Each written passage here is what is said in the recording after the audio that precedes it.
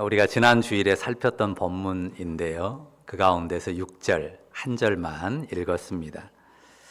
여기에서 소중한 도리 한 가지를 좀 깊이 살피려고 합니다. 일단 기억을 더듬어 보실까요? 우리가 믿는 도리의 핵심은 뭐라고 했습니까? 주 예수 그리스도의 십자가. 주 예수 그리스도의 십자가 복음이 우리가 믿는 믿음의 핵심입니다.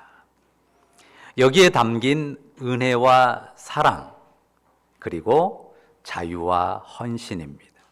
이 네 단어를 잘 기억해야 합니다. 예수 그리스도의 십자가에 담긴 은혜, 그리고 사랑, 그리고 자유, 그리고 헌신입니다.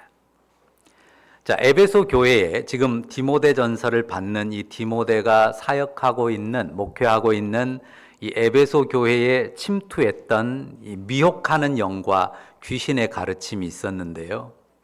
무엇이었습니까? 헌신을 빌미로, 두 가지였는데 헌신을 빌미로 금욕을 강요했습니다. 혼인하지 마라. 또 어떤 음식은 먹지 마라. 율법의 멍에를 지우는 것이었습니다.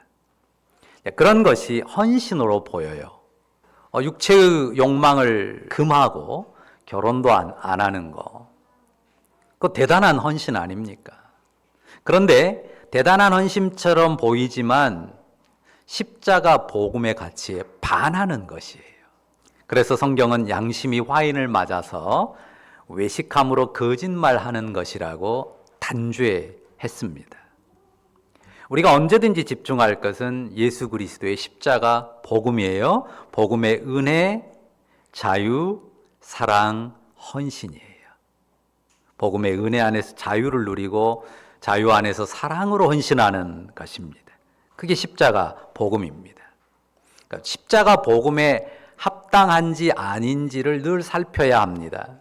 복음의 은혜와 자유에 합당한 헌신인지 아닌지를 또한 살펴야 하고요. 그 복음의 가치와 정신으로 형제를 깨우쳐야 하는 것입니다. 절대 금욕이나 율법의 멍에로 짐을 지우는 신앙은 아닌 것입니다. 자, 6절 말씀 다시 보시죠.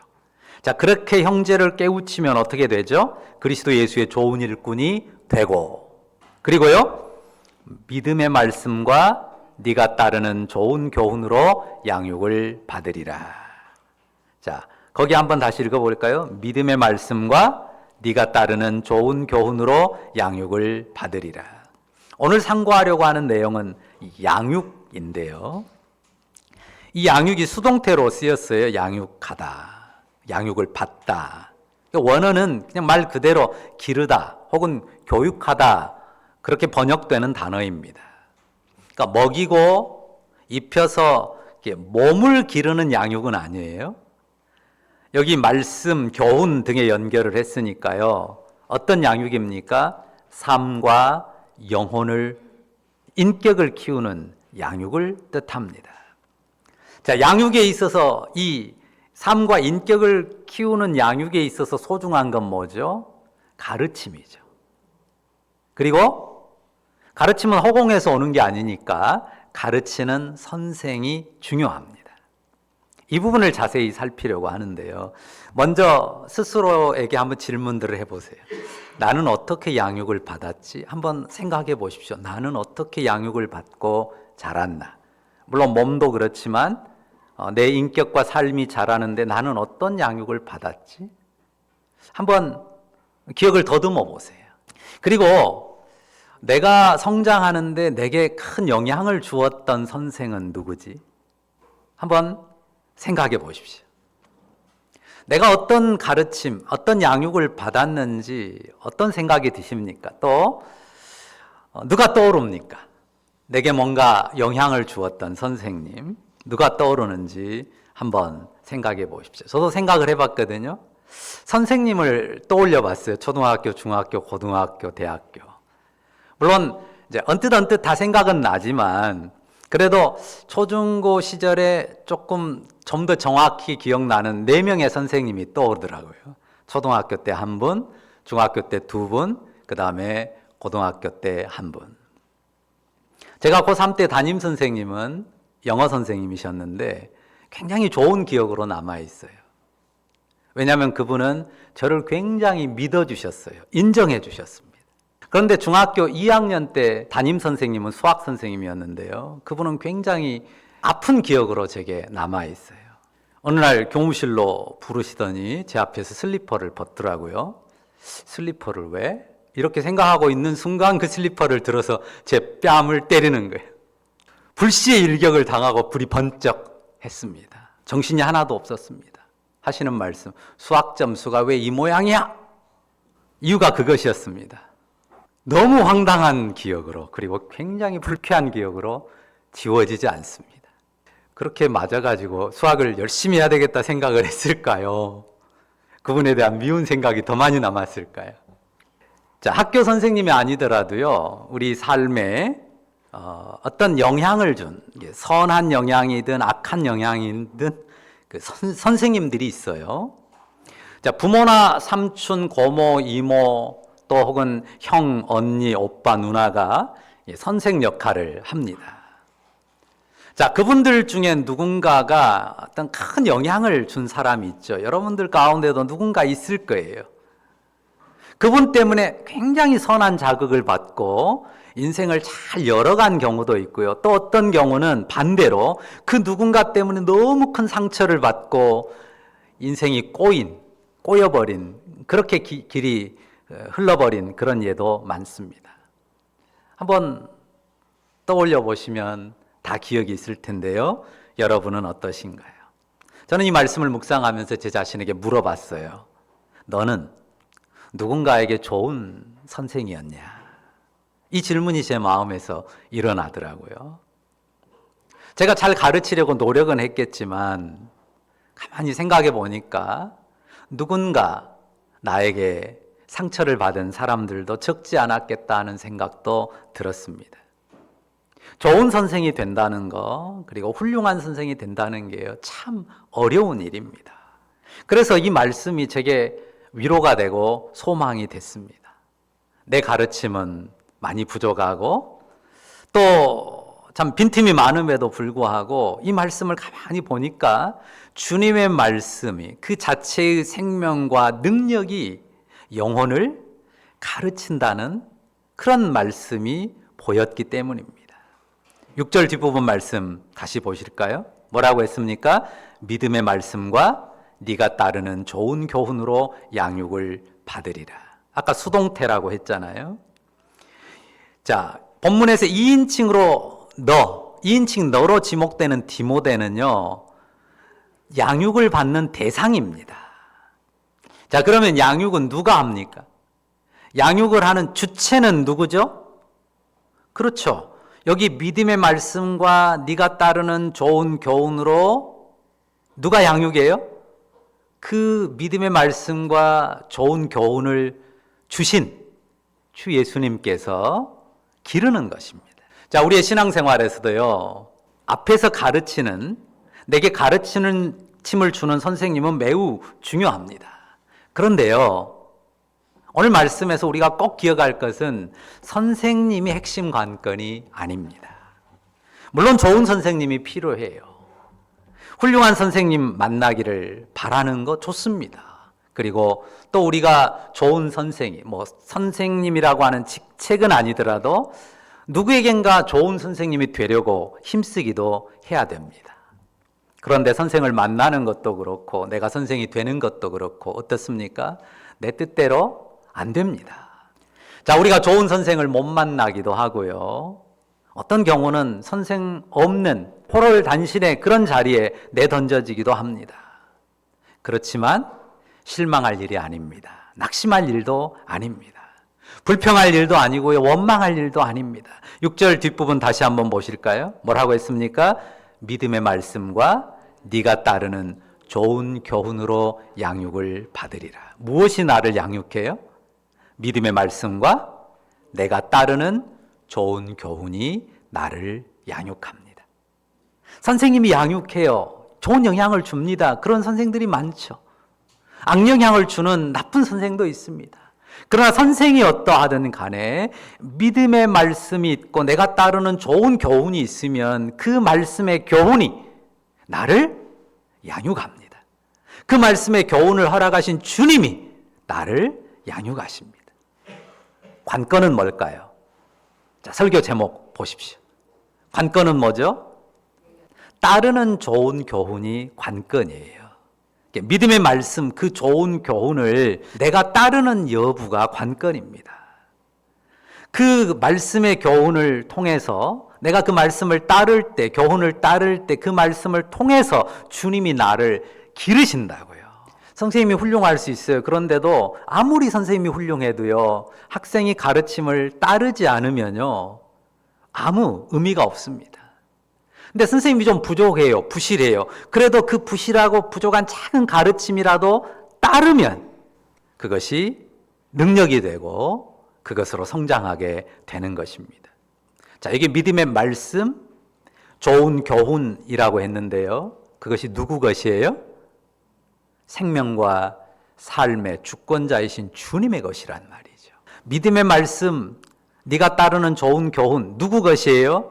생명과 삶의 주권자이신 주님의 말씀이고 교훈이라는 사실입니다. 우리가 사람 선생이 있느냐 없느냐에 많은 영향을 받습니다. 선생이 훌륭하냐 그렇지 못하냐에도 영향을 받습니다. 그런데 그것은 상대 변수예요.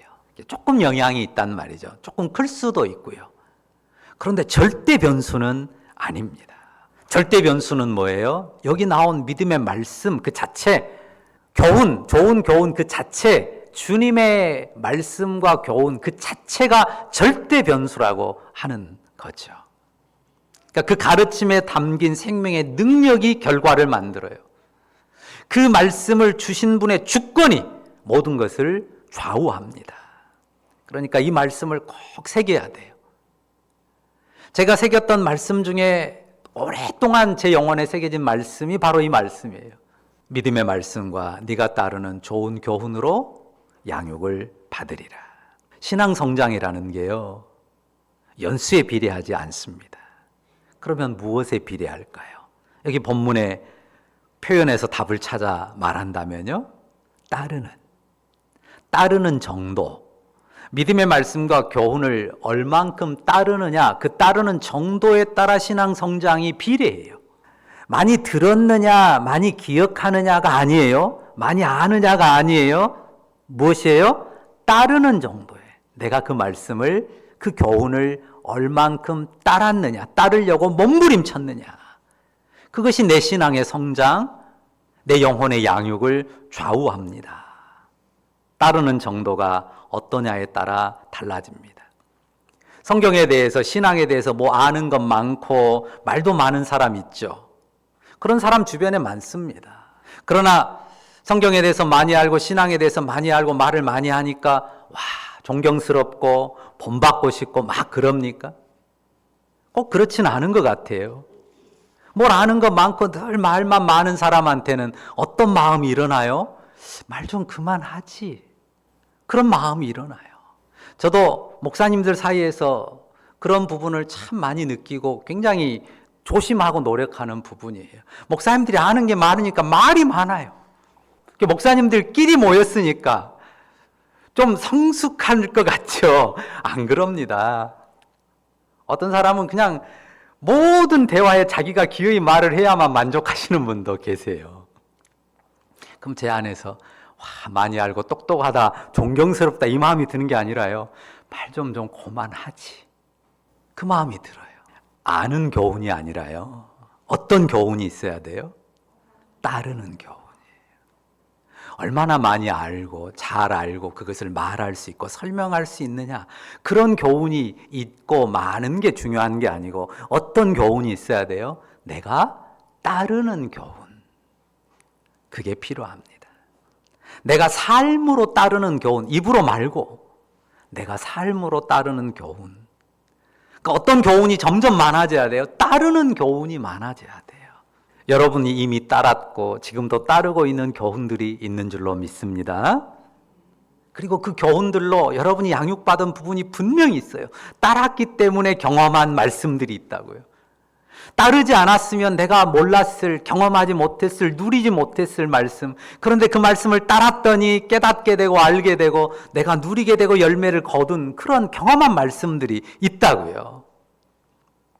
한번 되돌아보십시오. 내 어떤 모습이 내가 주님의 교훈을 따르는 가운데 양육을 받은 부분입니까?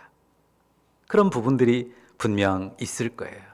전에는 이게 참 안 됐었는데 내가 주님의 말씀을 붙들고 따르려고 부단히 노력하고 주님 의뢰한 가운데 지금은 많이 변했어. 그런 부분이 분명 있죠. 말씀을 붙들고 따르려고 씨름하면서 성장한 경험들이 있습니다. 관건은 뭐라고요? 따르는 거예요. 믿음의 말씀을 따르는 것입니다. 좋은 교훈을 따르는 것입니다. 보통은요, 따라야지. 여기서 끝나는 경우가 많아요. 또 조금 더 나아가면 조금 따르다가 말고 포기하는 경우가 많습니다. 이유가 있어요. 왜냐하면 그 일을 가로막는 장애물이 있고 시험거리가 있고 유혹도 있습니다. 그래서 사실 우리에게 많이 있는 것은요, 한때 따라봤던 경험이에요. 한때는 따라봤었던 경험. 안타깝긴 하지만요. 필요한 건 뭡니까? 계속해서 따르는 교훈. 옛날에도 따랐고 지금도 따르고 있고 계속해서 내가 따르는 교훈들.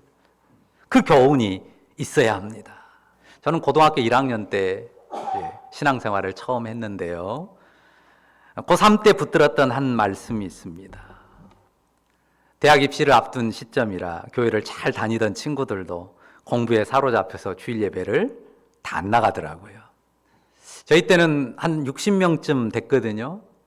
그런데 예배 가는 친구가 저하고 한두 명? 그렇게밖에 안 되고 교회 다니던 애들도 다 안 나가는 거예요. 그래도 내가 믿음으로 살라고 생각을 하니까 예배하러 가고 성경 공부도 하고 그러는데요. 분위기가 그러다 보니까요, 제 마음에서 의심이 일어나요. 나도 이러다가 대학도 못 가고 신앙도 실패하고 그런 거 아니야? 그런 두려운 마음이 몰려오는 거예요. 그때 붙들었던 말씀, 그리고 따르기로 정했던 말씀이 히브리서 11장 6절입니다. 믿음이 없이는 하나님을 기쁘시게 못하나니 하나님께 나아가는 자는 반드시 그가 계신 것과 또한 그가 자기를 찾는 자들에게 상 주시는 이심을 믿어야 할지니라. 이 말씀을 붙들었어요. 이 말씀을 따르기로 뜻을 정했습니다. 그리고 그 과정은 쉬웠을까요? 쉽지 않았습니다. 먼저 가족들이 반대했고요. 주변의 반대가 컸습니다. 어리석다는 비웃음이 그 얼굴에 새어나오는 모습들 볼 수 있었습니다. 그건 고사하고 제 안에서, 제 마음 안에서 일어나는 의심과 회의, 그리고 갈등이 그치지 않았어요. 그래서 아침마다 집 가까운 혹은 학교 가까운 교회에 들려서 꼭 기도하고 새 힘을 얻으면서 도전을 이어갔습니다. 마음이 평안을 찾기까지요 4개월이 걸렸어요. 여름 후반부쯤 가니까 마음이 평안해지더라고요. 그러면서 기대도 생기고 소망도 생기고 기쁨도 생기고, 그래서 고3 가을은 참 아름다웠습니다. 제게는 가을이 이렇게 아름다운 것이구나 그때 느꼈어요. 그리고 학력고사 시험을 치르고 나서요, 제가 따르려고 붙들었던 말씀이 제 마음에서 확인이 됐어요. 야, 정말 하나님은 상 주시는 하나님이시구나.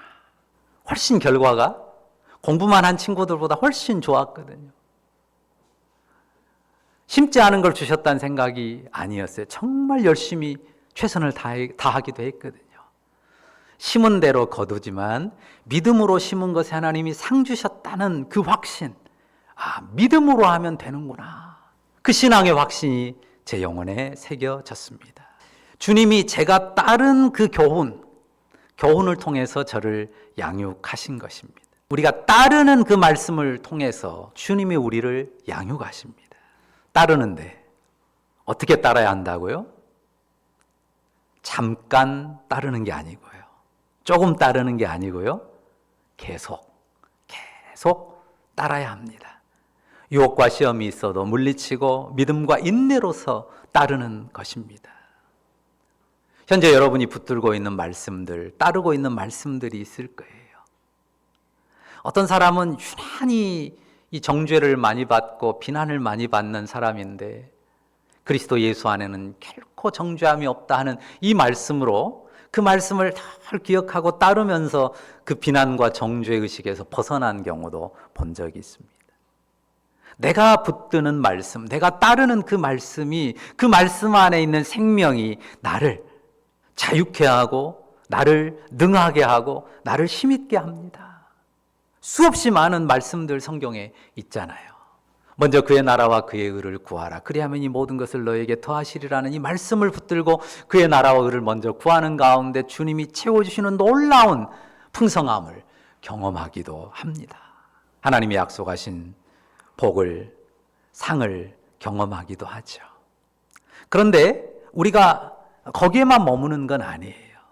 우리가 디모데서 보면서 우리 서두에도 말했지만 결국 핵심 가치는 뭡니까? 우리 믿음의 핵심 가치는 십자가의 도고, 특히 디모데전서에서 보여주는 것은 하나님의 성육신, 하나님이 인생 되셔서 죄인들을 구원하신 그 성육신의 도리잖아요. 그러면 우리가 따르는 말씀의 가장 핵심 포인트는 뭡니까? 하나님이 사람 되신 그 성육신의 낮아짐, 겸손, 사랑과 희생, 섬김. 그것을 그 주님의 길을 따르고 그 주님의 가르침을 따라가는 것입니다. 그 은혜를 누림과 함께 그분을 닮는, 그분을 닮아가려는 그 따름이 우리의 영혼의 중심에 두어질 것입니다. 네, 사람들이 오해해요. 주 예수님을 따르고 그분을 닮아가고 그분의 성육신의 도를 본받으려고 하면 너무 삶이 서글프고 막 희생만 해야 되고 그런 어두운 삶 아닙니까 하고 오해한다고요. 그런데 주님의 말씀, 주님의 교훈, 주님의 길을 따르면요, 그 안에서 주권자이신 하나님, 그분의 능력을, 그 하나님 나라의 능력을 경험합니다. 부활 생명을, 그 능력을 맛보게 됩니다. 우리가 믿음의 말씀을 따르고 선한 교훈을 따를 때 주님이 우리를 놀랍게 양육하시리라고 믿습니다. 내 앞에 훌륭한 선생이 없어도 괜찮아요. 뛰어난 스승을 못 만났어도 괜찮습니다. 그게 관건이 아니에요. 성경에 보면 그런 예가 많거든요. 사무엘은요, 엘리 같은, 그리고 엘리의 두 아들 같은 그 패역한 제사장 밑에서 자랐어요. 그런데 그가 이스라엘의 뛰어난 선지자로 이스라엘의 역사를 바꾸는 그런 지도자가 됐거든요. 선생으로만 하면 그런 인물이 못 돼요. 그런데 그가 따르는 교훈이 그를 기른 거죠. 주님이 양육하신 것입니다. 그런데 또 그 사무엘의 아들들은요, 그 아버지가 그렇게 훌륭했어도요, 나중에 뇌물을 받고 막 나라를 혼란스럽게 한 그런 지도자들도 되거든요. 그러니까요, 내 앞에 있는 선생도 중요하지만 더 중요한 것은 나예요. 내가 직접 주님의 교훈을 어떤 사람을 통해 어떻게 내게 오든 간에 그 주님의 교훈을 내가 붙들고 따르고 따르기 위해서 씨름하느냐, 그리고 주님을 의탁하느냐, 기도하고 몸부림치느냐, 거기에 달려 있습니다. 우리가 정말 위로를 받고 확신하는 것은 뭡니까? 우리 안에 가장 위대한 선생님, 주 예수님의 영을, 성령을 모셨다는 것 아닙니까? 그리고 그분의 온전한 교훈을 우리가 받아요. 믿음의 말씀과 그분의 선한 교훈을 우리는 따르면 됩니다. 그 가르침을 계속 따르고 그것으로 씨름하면 주님의 손에 의해 양육을 받는 것입니다. 오늘 예배하는 우리 모두가 주님의 양육을 받는 복된 사람들로서 더욱 멋지게 성장하는 그런 성도들 다 되시기를 주의 이름으로 축원합니다. 기도하십시다. 주님 감사합니다. 우리가 좋은 환경에 뛰어난 선생을 혹 못 만났을지라도 우리가 주 예수 그리스도를 믿고 그분을 믿는 믿음의 말씀과 그분의 좋은 교훈을 우리 영혼에 담았으면 그 교훈이, 그 말씀이 우리를 하나님 나라의 능력으로 기른다는 사실을 오늘 우리 마음에 새겼습니다. 주님, 우리가 따르다가 말았던 말씀들이 있습니다. 따르고 있지만 여전히 시험 속에서 회의하고 갈등하는 말씀도 있습니다. 우리가 이미 따르면서 경험한 말씀도 있습니다. 하나님, 우리가 따르는 말씀이, 따르는 교훈이, 주님의 말씀과 교훈이 점점 많아지고, 그로 인하여 경험한 말씀들 우리 안에서 누리고 능력으로 나누는 그 말씀들이 점점 더 많아지게 하옵소서. 주님의 영이 우리를 기르실 줄로 믿습니다. 나를 기르고 우리 목장을 기르고 우리 공동체를 길러가실 우리 주님의 선한 손길들을 바라보며 감사를 드립니다. 예수님의 이름으로 기도합니다. 아멘.